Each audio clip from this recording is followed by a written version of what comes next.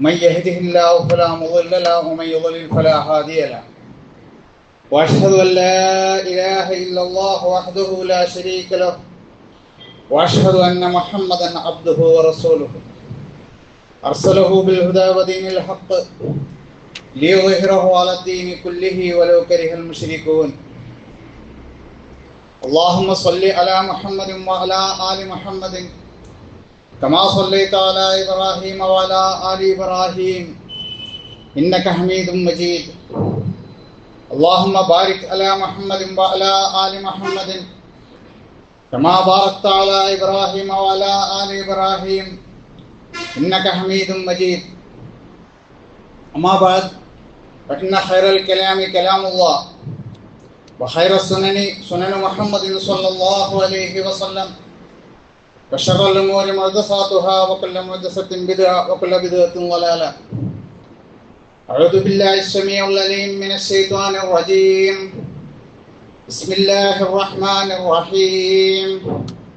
يا أيها الناس اتقوا ربكم الذي خلقكم من نفس واحدة وخلق منها زوجها وبث منهما رجالا كثيرا ونساء واتقوا الله الذي تساءلون به والأرحام إن الله كان عليكم رقيبا.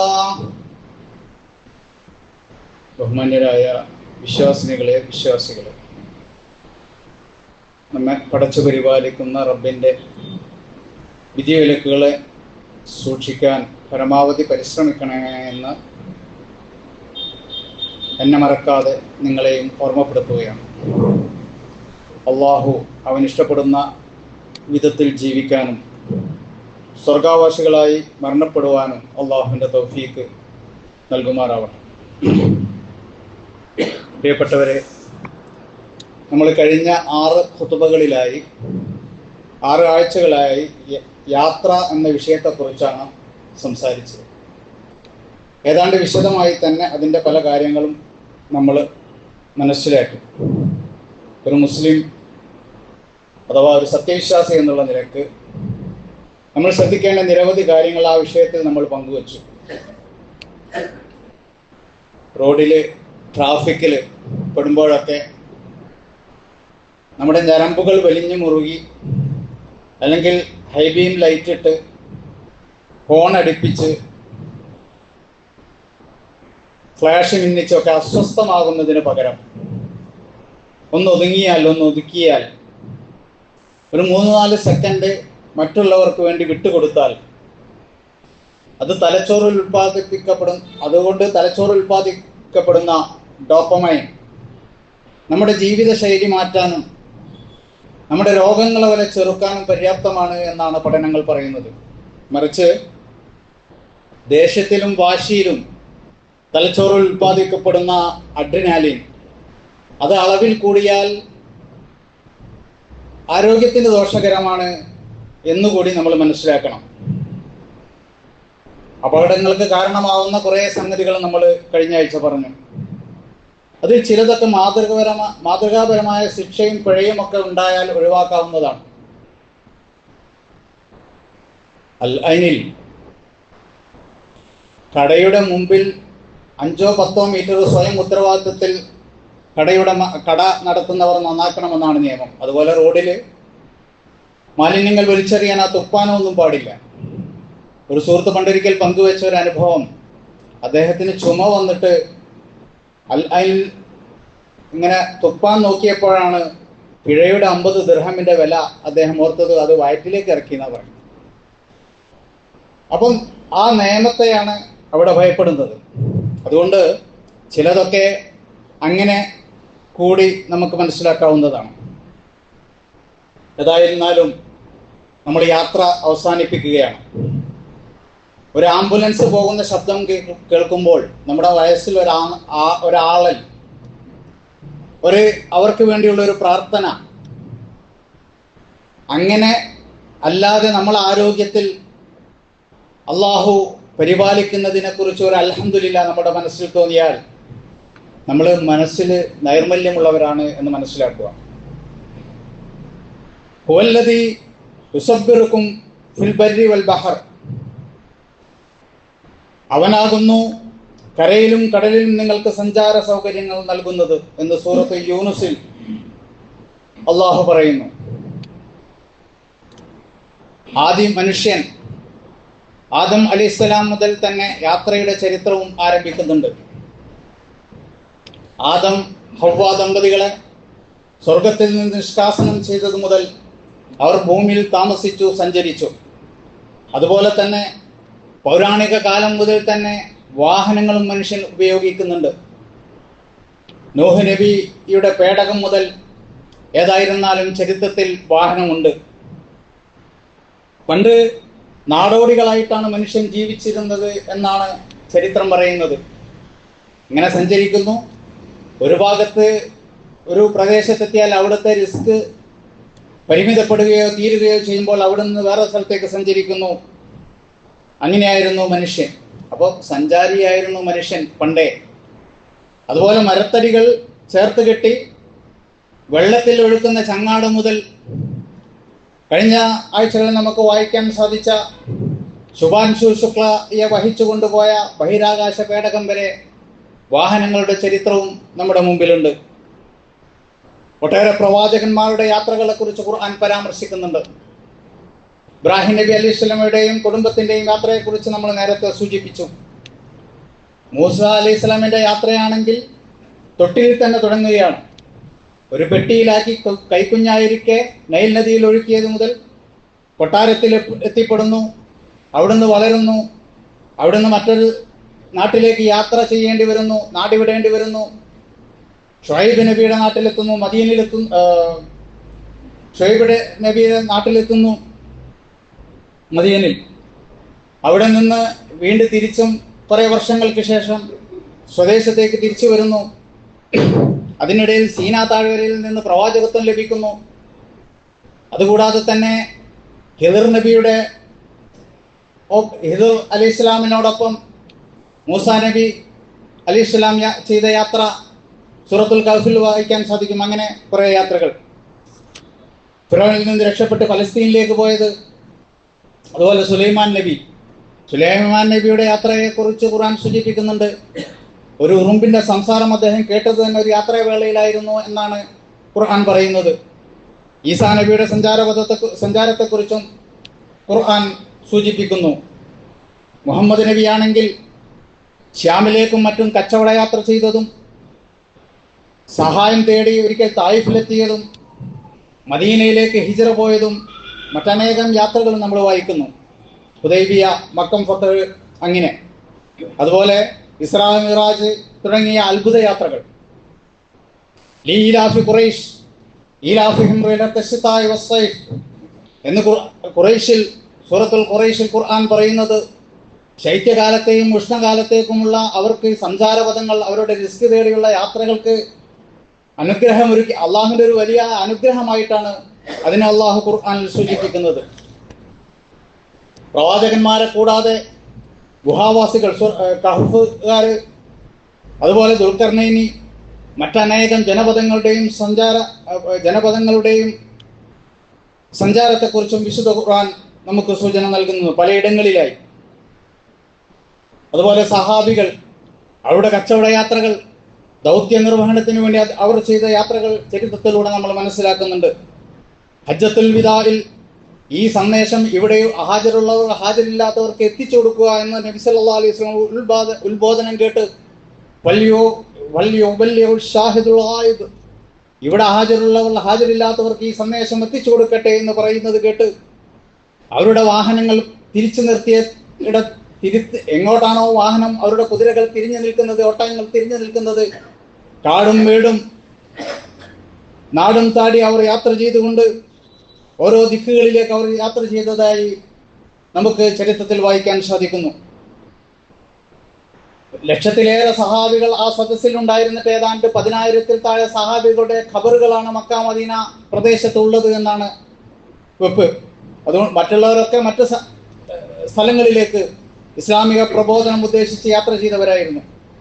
അതുപോലെ ഇൽമ് തേടി യാത്ര ചെയ്ത ഇമാം ഷാഫിയെ റഹ്മത്തുള്ളാഹി അലൈഹിയെ പോലുള്ള യാത്രകളെ കുറിച്ച് നമ്മൾ മനസ്സിലാക്കുന്നുണ്ട്. ഇമാം ഷാഫിയുടെ ജനനം ഒരു സ്ഥലത്തും മരണം വേറൊരു സ്ഥലത്തുമായിരുന്നു. ഭൂമിയുടെ മാപ്പ് ആദ്യമായി വരച്ചാൽ ഷെരീഫ് അൽ ഇദ്രീസി വാസ്കോഡ ഗാമക്ക് വഴി കാണിച്ചു കൊടുത്തതെന്ന് ആളെന്ന് പറയപ്പെടുന്ന ഇബ്നു മാജിദ് അൽ നജിദി, ജുബൈർ അൽ അന്തലൂസി തുടങ്ങിയ ആളുകളുടെ യാത്ര നമ്മൾ ചരിത്രത്തിൽ വായിക്കുന്നുണ്ട്. മുഹമ്മദ് അസദ് യൂസുഫുൽ ഇസ്ലാം, അങ്ങനെ ഇസ്ലാം സ്വീകരിച്ച അവർ മക്ക മദീനയിലേക്ക് അങ്ങനത്തെ പുണ്യസ്ഥലങ്ങളിലേക്ക് യാത്ര ചെയ്തും ഇസ്ലാമിലേക്ക് കുറിച്ചുള്ള അവരുടെ യാത്രയുമൊക്കെ Muhammad Asad road to Mecca എന്ന കൃതിയിൽ പറയുമ്പോൾ Yusuful Islam how I still carry a guitar എന്നുള്ള കൃതിയിൽ അതിവഹൃദ്യമായി വിവരിക്കുന്നു. വൈക്കം മുഹമ്മദ് ബഷീർ ആണെങ്കിൽ കാശ്മീരിൽ വെച്ചും ഈ മുഹമ്മദ് അസദിനെ കണ്ടതൊക്കെ അദ്ദേഹത്തിൻ്റെ കൃതികളിലുണ്ട്. മുഹമ്മദ് ബഷീർ നിരന്തരമായ യാത്രകൾ കൊണ്ടുണ്ടായ അനുഭവങ്ങൾ അക്ഷരങ്ങൾ കൊണ്ട് അനശ്വരമാക്കിയിട്ടാണ് സാഹിത്യത്തിൻ്റെ പൂമുഖത്ത് ഇന്നും സുൽത്താനായി വിരാജിക്കുന്നത്.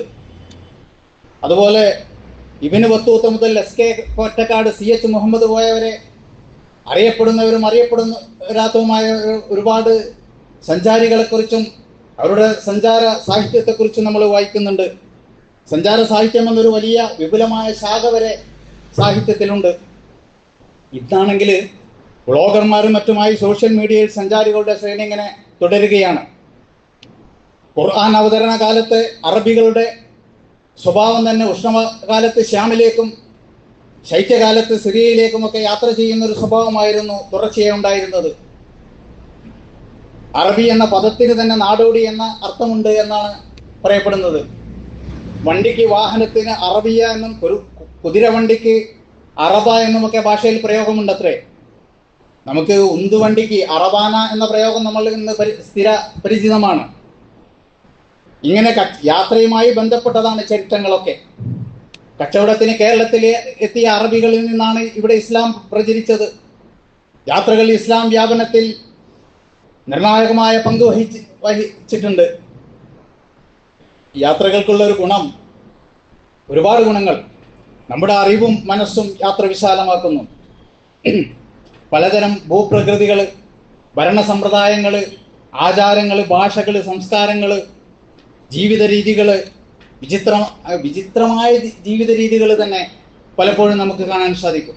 എസ്.കെ. പൊറ്റക്കാടിൻ്റെ ഒരു കൃതിയിൽ അദ്ദേഹം പറയുന്നത് ലവോഡ എന്ന കാട്ടുവർഗത്തിലെ ചില സ്ത്രീകൾ, കാട്ടുവർഗത്തിലെ ഒരു ഗോത്രം, ഗർഭിണിയായ സ്ത്രീകൾ ഉണ്ടായാൽ അവരുടെ കുഞ്ഞുങ്ങൾ ധൈര്യന്മാരും ശക്തിമാന്മാരായും വളരാൻ ഭർത്താക്കന്മാരെ വൃക്ഷത്തിൽ തലകീഴായി കെട്ടിത്തീർക്കുന്ന വിചിത്രമായ ആചാരത്തെക്കുറിച്ച് അദ്ദേഹം ഒരിടത്ത് വിവരിക്കുന്നുണ്ട്.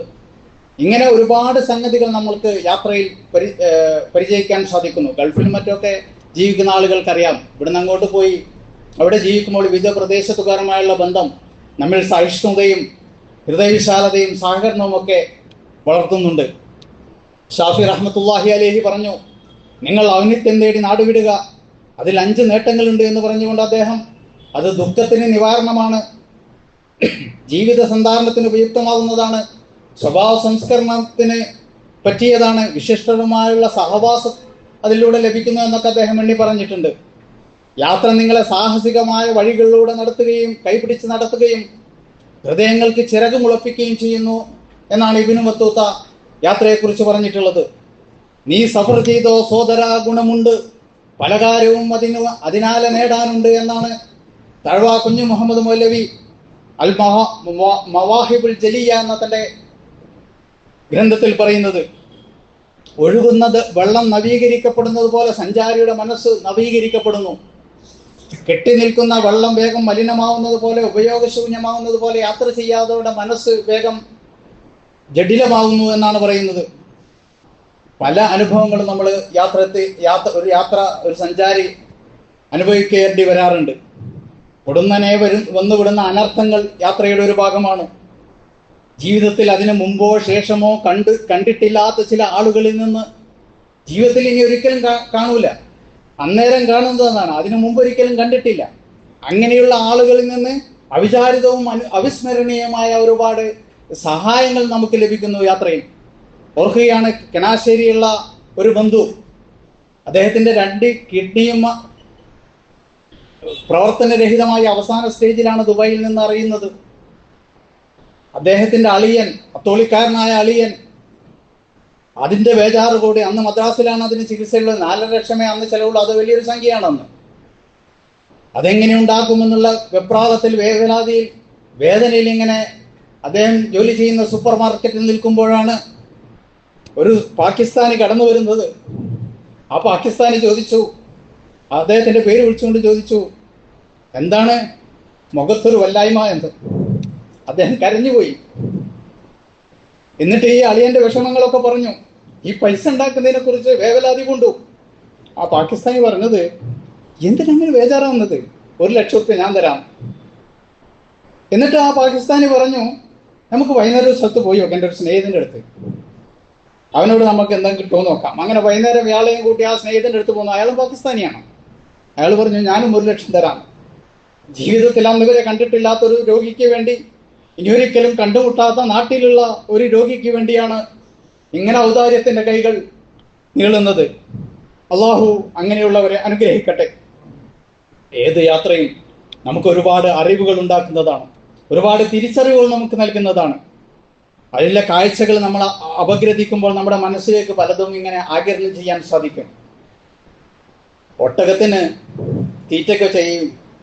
കപ്പലിൽ സഞ്ചരിക്കുമ്പോൾ അതിന്റെ വേസ്റ്റ് ഉണ്ടാകും, നമ്മുടെ ഭക്ഷണത്തിന്റെ ഉണക്ക റൊട്ടി, ഇതിന്റെ ഒക്കെ വേസ്റ്റ് പൂപ്പൽ പിടിച്ച് അതിങ്ങനെ ഒട്ടകത്തിന് ശേഖരിച്ചു വെക്കും, അവിടെ എത്തിയാൽ ഒട്ടകത്തിന് കൊടുക്കാൻ വേണ്ടിയിട്ട്. അങ്ങനെ ഒരിക്കൽ കപ്പല് പതിവിൽ കൂടുതൽ സമയം കടലിൽ നിൽക്കേണ്ടി വന്നപ്പോൾ ഭക്ഷണം തീർന്നുപോയി. ആ ഉണക്ക റൊട്ടി ഒട്ടകത്തിന് എടുത്തു വെച്ച ആ വേസ്റ്റ് റൊട്ടി കഴിച്ചതിൻ്റെ അനുഭവം എൻ്റെ സ്വന്തം പിതാവ് എന്നോട് പറഞ്ഞിട്ടുണ്ട്. അതുപോലെ നോർത്ത് ഇന്ത്യയിലൂടെ ട്രെയിനിൽ നമ്മൾ യാത്ര ചെയ്യുമ്പോൾ കണ്ണത്താ ദൂരത്തിൽ നമ്മൾ കാണുന്ന ഗോതമ്പിൻ്റെയും കരിമ്പിൻ്റെയും അരിയുടെയും ഒക്കെ പാടങ്ങൾ, പച്ചക്കറിയുടെ പാടങ്ങൾ, അവിടെ ജോലി ചെയ്യുന്ന മനുഷ്യർ, അവരുടെ അധ്വാനങ്ങളെ ശ്രേണി ഓരോ ഘട്ടം ഘട്ടമായി നമ്മളിലേക്ക് എത്തുന്നതൊക്കെ ആ യാത്രയിലൂടെ നമുക്ക് മനസ്സിലാവും, ഓർക്കാൻ കഴിയും. അതുപോലെ മൈസൂർ കൊട്ടാരം പോലെയുള്ളവ നമ്മൾ കാണുമ്പോൾ, സന്ദർശിക്കുമ്പോൾ പഴയകാല പ്രതാപങ്ങളെക്കുറിച്ച് നമുക്ക് ഓർക്കാൻ സാധിക്കും. ഇന്ന് യന്ത്രത്തിന്റെ സംവിധാനം, യന്ത്രത്തിന്റെ സൗകര്യവും സാങ്കേതികത്വവും ഒക്കെ ഉള്ള ഈ കാലഘട്ടത്തിലും അതുപോലെ തികവുള്ള ഒരു ഫ്ലവർ ഉണ്ടാക്കിയാൽ ചിലപ്പോൾ നമുക്ക് സാധിച്ചു കൊള്ളണമെന്നില്ല. അതുപോലെ താജ്മഹൽ, അതുപോലെ കണ്ണഞ്ചിപ്പിക്കുന്ന മനുഷ്യന്റെ നിർമ്മാണ വിസ്മയങ്ങളെക്കുറിച്ച് ആലോചിക്കാവുന്ന അങ്ങനത്തെ കാഴ്ചകൾ. അപ്പോൾ ഖുർആൻ പറയുന്നുണ്ട് ഒരിടത്ത്, നിങ്ങളെക്കാൾ കഴിവുള്ളവർ കഴിഞ്ഞു പോയിട്ടുണ്ട് കേട്ടോ. അവലം യസീറൂ ഫിൽ അർളി ഫയൻദുറൂ കൈഫ കാന ആഖിബത്തുൽ ലദീന മിൻ ഖബ്ലിഹിം കാനൂ അക്സറ മിൻഹും വഅശദ്ദു ഖുവ്വതൻ വആസാറൻ ഫിൽ അർളി ഫമാ അഗ്നാ അൻഹും മാ കാനൂ യക്സിബൂൻ. നിങ്ങൾ മുമ്പുണ്ടായിരുന്നവരുടെ പര്യവസാനം എങ്ങനെയായിരുന്നു എന്ന് കാണാൻ ശ്രമിച്ചിട്ടുണ്ടോ? നിങ്ങളെക്കാൾ അവര് എണ്ണം കൂടിയവരും ശക്തി കൊണ്ടും ഭൂമിയിൽ അവർ ഉപേക്ഷിക്കപ്പെട്ട സ്മാരകങ്ങൾ കൊണ്ടും വളരെ പ്രബലരായിരുന്നു. എന്നിട്ടും നേടിയതൊന്നും അവർക്ക് പ്രയോജനം ചെയ്തിട്ടില്ല. അതുപോലെ ഇത് തന്നെ സൂറത്തുൽ ഫാത്തിറിലും സൂറത്തുൽ റൂമിലും സൂറത്തുൽ യൂസുഫിലും സൂറത്തുൽ അൻആമിലും സൂറത്തുൽ നംലിലും ഒക്കെ നമുക്കിങ്ങനെ സദൃശമായ പ്രസ്താവനകൾ കാണാൻ സാധിക്കും. സൂറത്തുൽ റൂമിൽ അല്ലാഹു പറയുന്നു, വആസാറുല്ലല്ലാഹു വഅമറൂഹ അക്സറ മിമ്മാ അമറൂഹ. അവർ ഭൂമിയിൽ ഉഴുതുമറിക്കുകയും, ഇപ്പോൾ ശക്തരെന്ന് നമ്മൾ വിചാരിക്കുന്നവർ അധിവാസം ഉറപ്പിച്ചതിനേക്കാൾ ഗംഭീരമായി അധിവാസം ഉറപ്പിച്ചവരുമായിരുന്നു. എന്നിട്ട് തുടർന്ന് പറയുന്നത്, അവരുടെ പാപങ്ങൾ നിമിത്തം അള്ളാഹു അവരെ പിടികൂടി, അള്ളാഹുവിന്റെ ശിക്ഷയിൽ നിന്ന് അവർക്കൊന്നും കാവൽ നൽകാൻ ആരുമുണ്ടായിരുന്നില്ല എന്നാണ്. ഖദ് ഖലത മിൻ ഖബലികും സുനനുൻ, നിങ്ങൾക്ക് മുമ്പേ പല ദൈവിക നടപടികളും കഴിഞ്ഞു പോയിട്ടുണ്ട് എന്ന് അള്ളാഹു ഓർമ്മിപ്പിക്കുന്നു. സൂറത്തു ദുഖാനിൽ അള്ളാഹു പറഞ്ഞിട്ടുണ്ട്, കം തറക്കൂ മിൻ ജന്നാത്തിൻ വഉയൂൻ, എത്ര തോട്ടങ്ങളും അരുവികളുമാണ് അവർ ഉപേക്ഷിച്ചു പോയത്. വസ്റൂഇൻ വമഖാമിൻ കരീം, എത്ര കൃഷിയിടങ്ങളും മാന്യമായ പാർപ്പിടങ്ങളും. തുടർന്ന് അള്ളാഹു അവർ ആഹ്ലാദപൂർവ്വം അഭിനയിച്ചിരുന്ന എത്ര സൗഭാഗ്യങ്ങൾ അവർ ഉപേക്ഷിച്ചു പോയി എന്ന് പറയുന്നു. അതെല്ലാം മറ്റൊരു ജനതയ്ക്ക് അള്ളാഹു അവകാശമാക്കി കൊടുത്തു. വമാ ബഖത അലൈഹിമുസ് സമാഉ വൽ അർളു വമാ കാനൂ മുൻദരീൻ. അവരുടെ പേരിൽ ആകാശവും ഭൂമിയും കരഞ്ഞിട്ടില്ല, വാനഭുവനങ്ങളൊന്നും അവരുടെ പേരിൽ കരഞ്ഞിട്ടില്ല. ഇങ്ങനെ ശക്തിമത്തായ ആളുകൾ ഇവിടെ കഴിഞ്ഞു പോയിട്ടുണ്ട് എന്ന് ഖുർആൻ ഓർമ്മിപ്പിക്കുന്നു. അലം തറ കൈഫ ഫഅല റബ്ബുക ബിആദ് ഇറമ ദാത്തിൽ ഇമാദ് അല്ലതി ലം യുഖ്ലഖ് മിസ്ലുഹാ ഫിൽ ബിലാദ് വസമൂദ അല്ലദീന ജാബു സഖറ ബിൽ വാദ് വഫിർഔന ദിൽ ഔതാദ് എന്ന് പറഞ്ഞുകൊണ്ട് സൂറത്തുൽ ഫജ്റിൽ ആദ് സമുദായത്തെ നിന്റെ രക്ഷിതാവ് എന്ത് ചെയ്തു എന്ന് കണ്ടില്ലേ? തൂണുകളുടെ ഇറം ഗോത്രത്തെ എന്ത് ചെയ്തു എന്ന് നീ കണ്ടോ? അവര് അതുപോലെ താഴ്വരയിൽ പാറകൾ തുറന്ന് വൻ കെട്ടിടങ്ങൾ ഉണ്ടാക്കിയ സമൂദ് ഗോത്രം. ഇങ്ങനെ ഒരുപാട് പേർ ഇവിടെ കഴിഞ്ഞു പോയിട്ടുണ്ട്. കൊട്ടാര സമാനമായ നിർമ്മിതികളൊക്കെ അവർ ഉണ്ടാക്കിയിട്ടുണ്ട്. അവരുടെ മേൽ അള്ളാഹു അദാബ് കൊണ്ടുള്ള ചമ്മട്ടി ചൊരിഞ്ഞു. ഇന്ന റബ്ബക ലബിൽ മിർസാദ്, അള്ളാഹു പതിസ്ഥാനത്ത് തന്നെ ഉണ്ട് എന്ന് ഓർമ്മിപ്പിച്ചുകൊണ്ട് ഈ ഓർമ്മയാണ് നമ്മൾ കത്തി നിൽക്കേണ്ടത്. ഇന്ന റബ്ബക ലബിൽ മിർസാദ്, അള്ളാഹു നമ്മളെ വീക്ഷിച്ചുകൊണ്ട് പതിസ്ഥാനത്ത് തന്നെയുണ്ട്. അള്ളാഹു അനുഗ്രഹിക്കട്ടെ.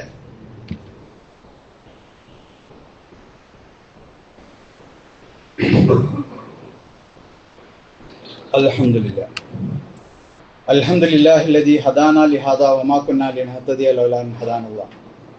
റബ്ബി ഇശ്റഹ് ലി സദ്രീ വയസ്സിർ ലി അംരി വഹ്ലുൽ ഉഖ്ദതം മിൻ ലിസാനി യഫ്ഖഹു ഖൗലി.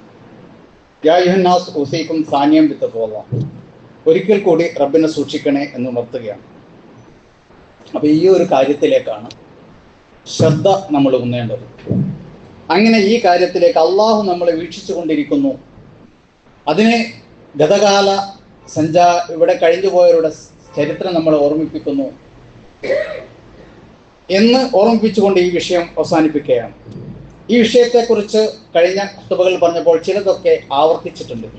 അത് ആ സ്ഥലത്ത് അത് രണ്ടാമത് ഓർമ്മിപ്പിക്കേണ്ടത് അത്യാവശ്യമായതുകൊണ്ടാണ്. സൂര്യനും ചന്ദ്രനും താരകങ്ങളും ഈ അണ്ടകടാഹമകരവും സഞ്ചരിച്ചു കൊണ്ടിരിക്കുകയാണ്. നമ്മളും സഞ്ചരിച്ചു കൊണ്ടിരിക്കുന്നു. ഒരിക്കൽ ഇത് നിലക്കും. ജീവിതമെന്ന നമ്മുടെ യാത്രയും ഒരു നാൾ അവസാനിക്കേണ്ടതാണ്. നടന്ന് നടന്ന് നടന്ന് നമ്മൾ കബറിലെത്തിച്ചേർന്നിടും. നാള് കഴിയും തോറും നമ്മുടെ ആയുസ്സെണ്ണം കുറഞ്ഞിടും എന്നാണ് പാട്ടുകാരി പറയുന്നത്. നാള് കഴിയും തോറും മാത്രമല്ല, ദിവസങ്ങൾ കഴിയുമ്പോൾ മാത്രമല്ല, നിമിഷങ്ങൾ കഴിയുമ്പോൾ പോലും മരണത്തിലേക്കുള്ള ജനനം തൊട്ടുള്ള പിറവിക്ക് ശേഷമുള്ള ഓരോ നിമിഷവും മരണത്തിലേക്കുള്ള യാത്ര എന്നാണ് കവിയുടെ വാക്യം. ചുമരിൽ ഒരു ഘടികാരം തൻ സൂചിയിളക്കിക്കൊണ്ട് സൂചിപ്പിക്കുന്നത് അത് തന്നെയാണ്. മർത്യൻ എന്നാൽ മരിച്ചു പോകുന്നവൻ എന്നാണ് അർത്ഥം. മുകളിലേക്ക് വലിച്ച ശ്വാസം ഇടതടവില്ലാതെ നമ്മൾ ജനിച്ചത് മുകളിൽ ഇങ്ങനെ ഉച്ഛ്വാസ നിശ്വാസങ്ങൾ ഒരു വേള, ഒരു ദിനം, ഒരു നിമിഷം നിലക്കാനുണ്ട്. ഹൃദയമിടിപ്പുകളുടെ താളം, electro cardio ECG, electro cardiograph, അതിൻ്റെ രേഖകൾ ഒരു ദിവസം നേരെയാവും, അത് പണിമുടക്കും. അതിൻ്റെ വരകൾ നേരെയായി മാറുമ്പോൾ അതിൻ്റെ അർത്ഥം നമ്മൾ മരിച്ചു എന്നാണ്. തിരിച്ചു വരാത്ത ആ യാത്രയ്ക്ക് വേണ്ടി ഞാനും നിങ്ങളും ഒരുങ്ങുക. നമ്മൾ സദാ തേടിക്കൊണ്ടിരിക്കുന്ന സിറാത്തുൽ മുസ്തഖീം, നേരായ വഴി, എല്ലാ യാത്രകളിലും അള്ളാഹു നമുക്ക് നൽകുമാറാവട്ടെ. അതിനുവേണ്ടി പ്രാർത്ഥിക്കുക, പരിശ്രമിക്കുക. അതിനായി നബി സല്ലല്ലാഹു അലൈഹി വസല്ലം പറഞ്ഞതുപോലെ ഈ ലോകത്ത് ഒരു പ്രവാസിയെപ്പോലെ, ഒരു വഴിപോക്കനെ പോലെ കഴിഞ്ഞുകൂടുക. അള്ളാഹു നമ്മെ അനുഗ്രഹിക്കുമാറാവട്ടെ. സ്വർഗത്തിലേക്കുള്ള നമ്മുടെ യാത്ര അള്ളാഹു സുഗമവും എളുപ്പവുമാക്കി നൽകുമാറാവട്ടെ. അള്ളാഹു നമ്മുടെ വിജ്ഞാനം വർദ്ധിപ്പിക്കുകയും നമ്മുടെ കർമ്മങ്ങൾ സ്വീകരിക്കുകയും അതിൻ്റെ പോരായ്മകൾ തീർത്തു തരികയും ചെയ്യുമാറാവട്ടെ. നമ്മുടെ കടങ്ങളെയും സങ്കടങ്ങളെയും അള്ളാഹു നിവർത്തിക്കട്ടെ. മറ്റാരോടും പങ്കുവെക്കാൻ ആവാത്ത സങ്കടങ്ങൾ, മനസ്സിൻ്റെ വ്യതകൾ അള്ളാഹു കണ്ടറിയുകയും പരിഹരിച്ചു നൽകുകയും ചെയ്യുമാറാവട്ടെ. നമ്മിൽ നിന്ന് വിരിഞ്ഞു പോയ പ്രിയപ്പെട്ടവർ, മാതാപിതാക്കൾ, ബന്ധുജനങ്ങൾ, മിത്രങ്ങൾ, ഇണകള്, മക്കള്, അവരെയൊക്കെ അള്ളാഹു ജന്നാത്തുൽ ഫിർദൗസിൽ ഒരുമിച്ച് കൂട്ടുമാറാവട്ടെ. അല്ലാഹുമ്മ ഗ്ഫിർ ലിൽ മുഅ്മിനീന വൽ മുഅ്മിനാത്ത് വൽ മുസ്ലിമീന വൽ മുസ്ലിമാത്ത് അൽഅഹ്യാഹു മിൻഹും വൽ അംവാത്ത് ഇന്നക മുജീബുദ് ദഅവാതി യാ ഖാദിയൽ ഹജാത്ത്. അല്ലാഹുമ്മ അജർനാ മിനൻ നാർ, അല്ലാഹുമ്മ അജർനാ മിനൻ നാർ, അല്ലാഹുമ്മ അജർനാ വഅജർ വാലിദൈനാ മിനൻ നാർ. റബ്ബനാ ഹബ് ലനാ മിൻ അസ്വാജിനാ വദുരിയാതിനാ ഖുറത അയ്ൻ വജഅൽനാ ലിൽ മുത്തഖീന ഇമാമാ. റബ്ബനാ ആതിനാ ഫിദ് ദുനിയാ ഹസനതൻ വഫിൽ ആഖിറതി ഹസനതൻ വഖിനാ അദാബന്നാർ